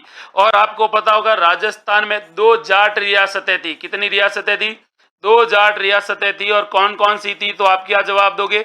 आप कहोगे सर भरतपुर और धौलपुर। राजस्थान में 2 जाट रियासतें थी। फिर आपसे सवाल पूछा जाता है, क्या पूछा जाता है कि राजस्थान में ठिकाने कितने थे? तो आप कहोगे सर राजस्थान में ठिकाने थे 3। कितने थे? ठिकाने थे 3। अब ये 3 ठिकाने कौन कौन से थे? तो क्या जवाब दोगे? तो 3 ठिकाने भी आपको याद रखने, यहाँ लिख लेते हैं 3 ठिकाने। आप कहोगे सर एक का नाम था लावा, ये देखो लावा। लावा के अलावा एक था जिसका नाम था नीम राणा, ये लो नीम राणा। इसके अलावा कौन सा था? तो आप क्या जवाब दोगे? लावा था, नीम राणा था, और एक और था जिसका नाम था कौन सा गढ़? कुशलगढ़। अब सवाल और आगे जाएगा और आपसे पूछा जाएगा राजस्थान में एक केंद्र शासित प्रदेश भी था, और ये केंद्र शासित प्रदेश कौन सा था? तो आप कहोगे सर ये केंद्र शासित प्रदेश था अजमेर मेरवाड़ा। तो इस तरह से अगर किसी सवाल को पढ़ते हैं तो सवाल काहे गलत होगा? कभी भी गलत नहीं होगा। पूछा क्या? एकीकरण से रिलेटेड कनेक्ट करते हुए बताया गया है। अब सबसे बड़ी जोधपुर थी, ये बात सही है। सबसे छोटी शाहपुरा थी। बाण माता किस राजघराने से संबंधित है? राजस्थान की लोक देवियों में बाण माता है। और बाण माता किस वंश की कुल देवी है? बस इतना सा सिंपल सा सीधा सा सवाल है। अब ये सवाल कई बार पूछा भी जाता है, लेकिन हम लोग क्या करते हैं, कई बार आते हुए सवाल को भूल जाते हैं। और आते हुए सवाल को भूलने का मतलब ये होता है कि हमने अपने सवाल की टाई टाई फिस फिस करवा दी है। चलिए बताइए, सवाल इतना अच्छा, इतना लाजवाब, उतना ही बेहतरीन आप लोगों से पूछा गया है। राजस्थान के अंदर विभिन्न राजवंशों की कुल देवी पूछी जाती है। कोशिश करें कि आपकी आपका सवाल ही सही हो जाए। इतना टफ नहीं है जितना आपने सोचा है। तो यहाँ पर आपने कहा है कि सर मेवाड़, बिल्कुल मेवाड़ के अंदर गुहिल वंश की कुल देवी है। गुहिल वंश की, कौन सी कुल वंश? गुहिल या सिसोदिया वंश की कुल देवी है ये वाली। अगर आपसे पूछा जाता मारवाड़ के शासकों की कुल देवी कौन सी है, तो आप कहते हैं कि सर नागनेची माता है। कौन सी माता है? नागनेची माता है। अगर आपसे पूछा जाता जयपुर के शासकों की कुल देवी कौन सी है, तो जयपुर और अलवर के शासकों की एक ही कुल देवी है, और वो कौन सी माता है? तो आप क्या जवाब दोगे? आप जवाब क्या देते? आप कहते सर जमुआई माता है। कौन सी माता है? जमुआई माता। तो फिर मुझे ये बताओ, आपसे सवाल पूछा जाता कि राजस्थान में एक वंश है जिसका नाम है भाटी वंश, उसकी कुल देवी कौन सी माता है? तो आप क्या जवाब देते? आप कहते कि सर स्वांगिया माता है, जिनका भाला आधा मुड़ा हुआ है, स्वांगिया माता। फिर आपसे सवाल पूछा जाता, अच्छा इसके बारे में तो तूने बता दिया, तो फिर बताओ हमारे राजस्थान के अंदर एक माता है जिसको हम लोग कहते हैं जाटों की कुल देवी, भरतपुर के जाट वंश की कुल देवी कौन सी माता है? तो आप क्या कहते? आप कहते सर राजेश्वरी देवी। कौन सी माता? राजेश्वरी माता। लेकिन अगर आपसे पूछा जाता था यादव वंश की कुल देवी कौन सी माता है, तो यादव वंश की कुल देवी अगर पूछे राजवंश में, तो आपको एक ही जवाब देना है, वो देना है सर केला देवी है। कौन सी देवी है? केला देवी है। तो फिर बताओ चौहानों की कुल देवी कौन सी माता है? तब आप कहते हो कि चौहान वंश की कुल देवी है शाकंभरी देवी। कौन सी माता है? शाकंभरी देवी। लेकिन अगर आपसे सवाल पूछा जाता, और क्या पूछा जाता, हाड़ा शासकों की कुल देवी बताओ, तो हाड़ा शासकों की कुल देवी के बारे में अगर पूछे तो आपसे क्या जवाब देते? हाड़ा वंश की कुल देवी। तो एक ही जवाब देना है। आप कहोगे सर बदाना माता, बदाना माता का मंदिर है कोटा के अंदर। कहां पर है? बदाना माता का मंदिर है कोटा के अंदर। अगर आप लोगों से एक सवाल और पूछा जाता, और क्या पूछा जाता कि बताइए भाई, हमारे राजस्थान के अंदर ये जो राजवंश से संबंधित देवियां हैं, इनको याद रखना है, आराध्य देवी और कुल देवी दोनों अलग अलग होती है भाई। अगला सवाल देखिएगा, और अगला सवाल है ये वाला, रणकपुर के जैन मंदिर किस जिले में स्थित है? रणकपुर के जो जैन मंदिर है राजस्थान के कौन से जिले में है, ये आपको बताना है। आपसे बहुत तगड़ा सवाल पूछा है। अब राजस्थान में मंदिर स्थापत्य कला के बारे में सवाल पूछा है, तो आप लोग बता ही सकते हो। इतना गलत और इतना शानदार सवाल, गलत तो नहीं कहूंगा, सीधा सा सवाल है, ठीक है, तगड़ा वाला सवाल है।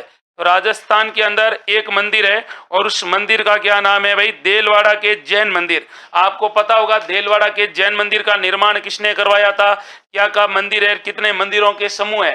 तो पहली बात तो आप कहोगे सर ये पाली में नहीं है, देलवाड़ा के जैन मंदिर है सिरोही के अंदर का, सॉरी देलवाड़ा के जैन मंदिर पूछा है, देलवाड़ा है, अच्छा रणकपुर है, देलवाड़ा के नहीं पूछा है, रणकपुर के पूछा है ना, रणकपुर है, रणकपुर। चलो आंसर बताओ। राजस्थान के अंदर रणकपुर के जैन मंदिर के बारे में पूछा है, तो रणकपुर के जैन मंदिर राजस्थान में पाली में, मैंने देलवाड़ा देख लिया था है ना। तो इधर देखिएगा, आप कहोगे सर ये किस जिले में? पाली जिले में। कौन से जिले में? पाली जिले में। आपसे पूछा जाएगा इनका निर्माण किसके काल में हुआ था, तो इनका निर्माण हुआ था जिस राजा के काल में, उसका नाम था राणा कुंभा। लेकिन आपसे सवाल ये पूछा जाएगा कि सवाल दूसरा भी है, सवाल आपसे पूछा जाता है कि बताओ रणकपुर के जैन मंदिरों का निर्माता कौन था, इस मंदिर का वास्तुकार कौन था, और ये जो मंदिर है ये कौन सी नदी के किनारे पर स्थित है, और ये मंदिर है वो किसको समर्पित है?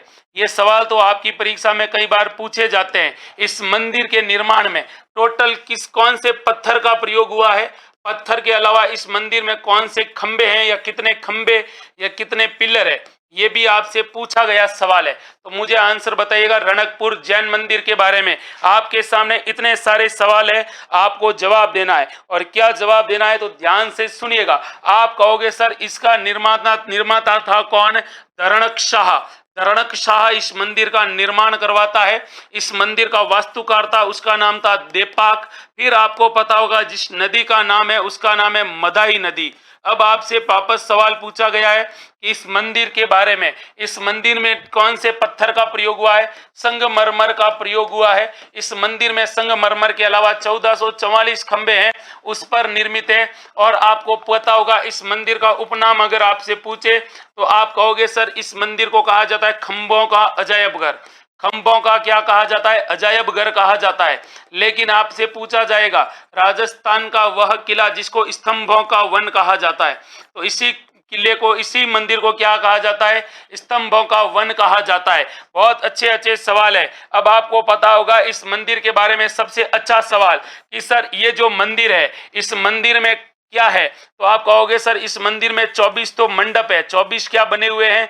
मंडप बने हुए हैं। सबसे इंपॉर्टेंट बात यह है, आजकल अधीनस्थ बोर्ड ऐसे सवाल ज्यादा पूछता है, कितने शिखर है, तो आप कहोगे सर इस मंदिर में शिखर है 84। कितने शिखर है? 84 शिखर है। लेकिन समर्पित किसे है, मैंने आपको ये भी कहा था। तब आप क्या जवाब कहोगे? आप कहोगे सर ये जो भगवान आदिनाथ है ना, उनको समर्पित है, भगवान आदिनाथ को समर्पित है। अब आपको पता होगा मैंने उपनाम में एक नाम और नहीं बताया था, और वो कौन सा नाम नहीं बताया था? इसको स्तंभों का वन कहते हैं। इसी को एक और नाम से जाना जाता है। इसी मंदिर को त्रिलोक दीपक मंदिर कहा जाता है। तो राजस्थान में त्रिलोक दीपक मंदिर किसको कहा जाता है? तो आप कहोगे सर ये इसी को कहा जाता है, रणकपुर के जैन मंदिर को कहा जाता है। किसको कहा जाता है? रणकपुर के जैन मंदिर को कहा जाता है, त्रिलोक दीपक मंदिर कहा जाता है। और आपको पता होगा इसको साहित्य में नलिनी गुल्म विमान कहा गया है।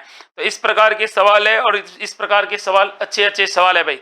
अगला सवाल देखो, और अगला सवाल है ये, चलो आंसर बताओ क्या पूछा है। राजस्थान साहित्य अकादमी कहां पर है? राजस्थानी साहित्य अकादमी के बारे में सवाल पूछा है। आई होप आप लोग इसके बारे में बताओगे, क्योंकि आज ही मैंने इसके बारे में आपको 2-3 ऐसी बातें बताई है जो आपके एग्जाम के पॉइंट ऑफ व्यू से शायद काम हो। तो राजस्थानी साहित्य अकादमी के बारे में पूछा है, बताओ आपसे सवाल पूछा है, कहां पर है ये। फिर इसके बारे में कुछ अच्छी बातें करूंगा आप लोगों के सामने। कोशिश ऐसी करो कि सवाल आप सबका सही हो जाए, है ना। तो कौन कौन बताएगा राजस्थान साहित्य अकादमी के बारे में? चलिएगा भाई, राजस्थानी साहित्य अकादमी आप लोगों से पूछा है और यहाँ पर आप लोगों का आंसर मुझे जबरदस्त वाला दिखा नहीं है। देखिए, राजस्थानी साहित्य अकादमी है उदयपुर में। कहाँ पर है? उदयपुर में। अब आपसे सवाल पूछा जाता है राजस्थानी साहित्य अकादमी की स्थापना कब हुई थी, तब आप क्या जवाब दोगे?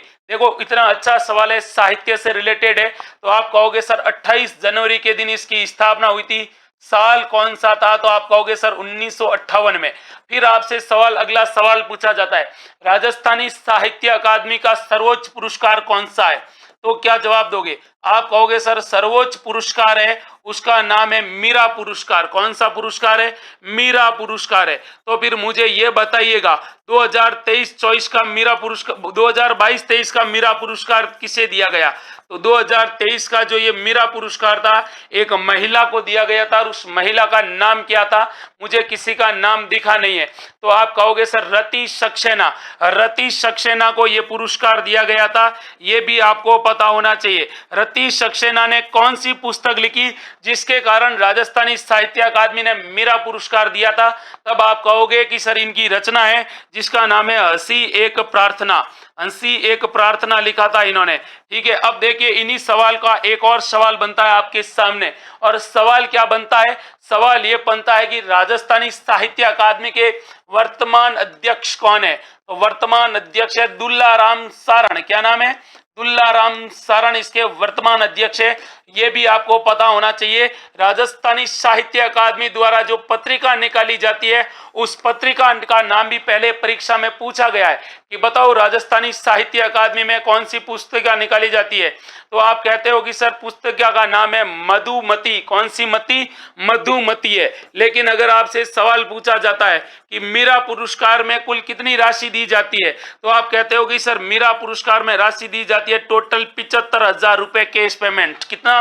75,000 रुपए का चेक दिया जाता है मीरा पुरस्कार के बारे में। तो आपका करंट भी यहाँ पर क्लियर होता है और बेसिक भी आपका क्लियर होता है। ध्यान से सुनना, राजस्थान साहित्य अकादमी उदयपुर, उदयपुर जिसकी स्थापना 1958 में हुई थी, इसका सर्वोच्च पुरस्कार मीरा पुरस्कार। मीरा पुरस्कार में 75,000 राशि दी जाती है। 2022-23 का मीरा पुरस्कार रति सक्सेना को दिया गया था। पुस्तक कौन सी लिखी थी? तो इन्होंने लिखी थी हंसी एक प्रार्थना। अध्यक्ष वर्तमान में दुल्लाराम सारण है और यहाँ से एक पत्रिका निकलती है जिसका नाम है मधुमती। अगला सवाल देखो, क्लास अच्छी लग रही है तो लाइक कर लो। और अगला सवाल है ये वाला, क्या पूछा है? परवन निवाज आहू उजाड़ किस नदी की सहायक नदी है? बहुत तगड़ा सवाल पूछा है। राजस्थान के अंदर 3-4 नदियां हैं और उनकी हेल्पिंग रिवर आपको बतानी है। कौन कौन बताएगा भाई राजस्थान में इनकी हेल्पिंग रिवर के बारे में, यानी सहायक नदियों के बारे में? उम्मीद करता हूं कि सब सही बताएंगे, गलत कोई नहीं बताएगा। और उम्मीद करनी भी चाहिए क्योंकि आप तैयारी कर रहे हैं और आपकी तैयारी इतनी अच्छी तो होनी भी चाहिए कि कोई भी आपसे सवाल पूछे तो आप उसका एकदम तगड़ा वाला आंसर दे। चलिए अब आंसर बताने की कोशिश करिएगा, फिर मैं इसके बारे में 1 नहीं 3 नहीं 4 बातें बताऊंगा। बताइए बताइए बताइए। तो बी ऑप्शन बताया आप में से अधिकांश मेरे दोस्त ने कि सर काली सिंध बताया। बिल्कुल काली सिंध। लेकिन आपको काली सिंध के बारे में ऐसी ऐसी बातें याद रखनी है जो आपके एग्जाम में पूछी जा सकती है। आपसे पूछा जाता है काली सिंध का उद्गम कहां से होता है, तो आप कहोगे सर इसका उद्गम होता है बागली गांव से। अब उद्गम होता है बागली गांव में, और बागली गांव कहां पर पड़ता है? तो आप कहते हो सर एमपी में पड़ता है। कहां पर पड़ता है? देवास एमपी के अंदर पड़ता है। देवास, देवास एक डिस्ट्रिक्ट है एमपी।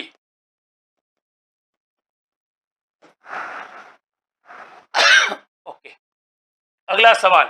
सवाल आपसे पूछा जाता है कि राजस्थान में प्रवेश कहां से करती है? आप कहते हो सर नौनेरा से प्रवेश करती है। फिर आपसे सवाल पूछा जाता है, बताओ भाई, सवाल आपसे पूछा जाता है इसका समापन कहां पर होता है? तो इसका समापन होता है, सॉरी, राजस्थान में ये प्रवेश करती है बिंदा गांव से। ये बिंदा गांव झालावाड़ में पड़ता है। बिंदा गांव झालावाड़ में, थोड़ा ऊपर नीचे हो गया है। फिर आपसे सवाल पूछा जाता है कि समापन कहां होता है? नौनेरा में होता है। ये नौनेरा कोटा में, और नौनेरा कोटा में ये किस में समापन होती है? तो आप कहोगे सर ये चंबल में समाप्त होती है। फिर आपसे सवाल पूछा जाता है कि बताओ भाई इसकी कुल लंबाई कितनी है? तो आप कहते हो सर कुल लंबाई है कुल लंबाई है वो है 278 किलोमीटर। कितनी है? 278 किलोमीटर है। लेकिन अगर पूछे कि भाई ये राजस्थान में इसकी लंबाई बताओ, तो राजस्थान में इसकी लंबाई है वो करीब करीब 175 किलोमीटर है। 145 किलोमीटर या 75 किलोमीटर है, दोनों में से एक सही है। फिर आपसे सवाल पूछा जाता है कि इसके ऊपर कौन सा बांध बना हुआ है। इसी नदी पर एक बांध बना हुआ है, हरीशचंद्र सागर बांध। हरीशचंद्र सागर बांध इसी नदी पर बना हुआ है। और इस बांध के बारे में आपको याद रखना है कि सर इस बांध के सबसे ज्यादा गेट है राजस्थान में, सबसे ज्यादा गेट वाला राजस्थान में सबसे ज्यादा क्या है भाई? गेट वो इसी के हैं, वो भी आपको पता होना चाहिए। आप कहोगे सर कितने गेट है, तो मैं कहूंगा सर 33 गेट है। कितने गेट है? 33 गेट है। ये भी आपको याद रखना होगा। आपको याद रखना होगा कि सर ये जो बांध है, इस बांध सर्वाधिक गेट है ना, सर्वाधिक 33 गेट है यहाँ। बाकी आपसे एक सवाल पूछा जाएगा कि सर ये नदी जोड़ो परियोजना का हिस्सा है, ये नदी जोड़ो परियोजना है ना, उसका भी हिस्सा है। और ये ERCP का भी हिस्सा है, पूर्वी राजस्थान नहर का भी ये क्या है? हिस्सा है। ये भी आपको पता होना चाहिए कौन सी नहर, कौन सी नदी? काली सिंध नदी। तो इस प्रकार से कोई भी सवाल पढ़ते हो तो आपका सवाल कभी गलत नहीं होता है। और आप लोग क्या करते हो? मजाक करते हो। अच्छा, इसके किनारे एक किला भी है, उसका भी नाम आपको पता होना चाहिए। किला कौन सा है? दुर्ग, गागरोन। इसी के किनारे स्थित है गागरोन का किला। आहू और काली सिंध के संगम पर, राहु और काली सिंध के संगम को क्या कहा जाता है? सामेल जी कहते हैं। तो इस टाइप के सवाल आप लोग पढ़ते हो ना, तभी कभी भी सवाल गलत नहीं होता है ना। और दूसरी चीज होती है कि टॉपिक पढ़ो तो ऐसा पढ़ो कि उस टॉपिक को कम से कम दूसरी बार नहीं पढ़ना पड़े। मेरे क्लास का एक ही मोटो होता है, एक ही उद्देश्य होता है कि जो सवाल आपके सामने लाऊंगा उस सवाल का इस प्रकार से पोस्टमार्टम करूंगा कि उस शब्द से रिलेटेड अगर आपसे कोई भी सवाल पूछ लेगा, अगर आप ढंग से इन सवालों को पढ़ोगे तो नींद में भी आप कहोगे नहीं, इसका राइट आंसर ये है। अगर यही डेडिकेशन और यही हार्ड वर्किंग रही आप लोगों की तो सफलता आपके कदम चूमेगी। और याद रख मेरे दोस्त, ये बात हल्के में नहीं लेनी है।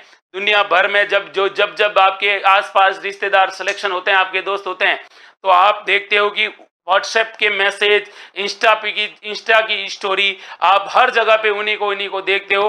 तो आप लोग उनके स्टेटस को मेंटेन भी करते हो बाद में। तो अब आपके पास टाइम है, इतनी सारी वैकेंसी, अब आपको खुद का परमानेंट स्टेटस बनाना है।